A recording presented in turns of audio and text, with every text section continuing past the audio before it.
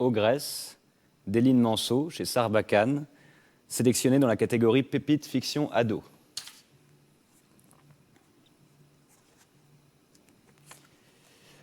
Pendant qu'on marchait jusqu'à la maison, je me demandais s'il entrerait. Si ce jour-là serait enfin le premier où mes parents se faisaient face depuis la séparation. Il avait insisté pour porter mon cartable. Il le tenait par la poignée comme si c'était une mallette. Octobre était encore jeune et doux. Mon nouveau hoodie suffisait à me réchauffer. « Tu viens ?» J'ai pas bougé. Madame Munoz a disparu, tu savais ? Qui ça ? Madame Munoz. J'ai répété en indiquant la porte de sa maison. La dame pour qui maman faisait les courses. Oh, elle ? Elle est morte ? Ça m'a heurté. L'indifférence dans son ton. Même s'il s'en fichait, c'était important pour moi et pour maman. Ça aurait dû l'être pour lui aussi, rien que pour ça. Non, elle a disparu. On ne sait pas où elle est. La police la recherche. La police ? Mais pourquoi ? Hein ? Bah, c'est une adulte. Elle a le droit d'aller, je ne sais pas, en visite chez de la famille ou des amis. Des amis ? De la famille ? Est-ce que Madame Munoz avait des amis ? Je n'y avais jamais pensé. Papa s'est remis à avancer vers le sommet de la rue. Mais elle est âgée.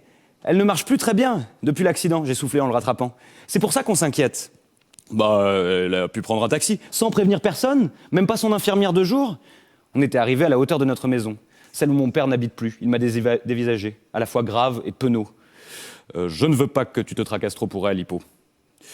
Tu crois pas que tu as assez à gérer en ce moment ? J'ai détourné les yeux. Je ne voulais pas parler encore de la séparation. Mon père a dû le sentir. Il a cherché ces mots longtemps. Puis finalement, c'est venu.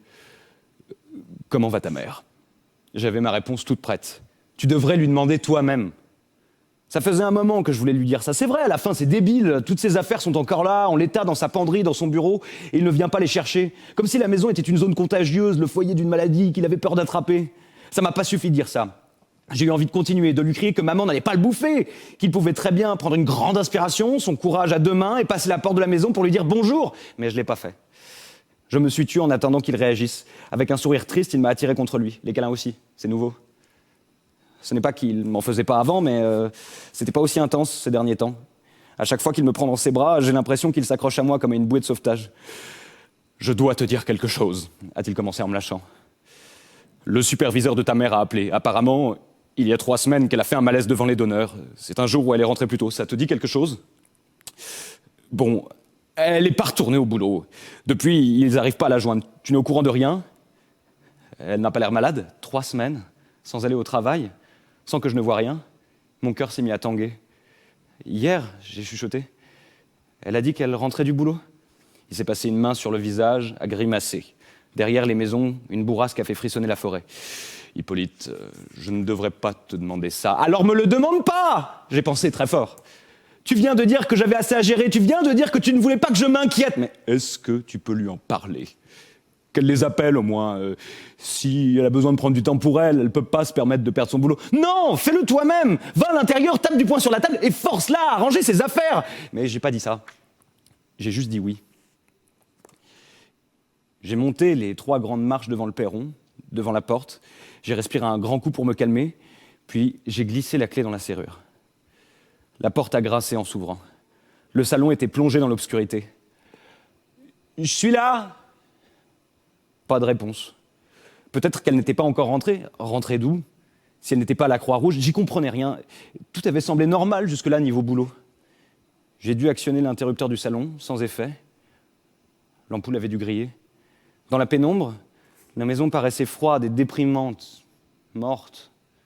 J'ai soudain eu très envie de faire demi-tour. J'ai même mis la main sur la poignée de porte, prête à ressortir, mais la pensée de maman toute seule ce soir m'a fait hésiter. Et là, le noir crache quelque chose de furieux qui me tombe dessus. Le salon se renverse, le sol me heurte dans le dos. J'ouvre la bouche pour hurler, mais le choc m'a coupé le souffle. Elle a les ongles enfoncés dans mes épaules et je sens son haleine sur mon cou. D'instinct, je la repousse d'une bourrade. Elle tombe et je me roule en boule. Est-ce qu'il faut crier ?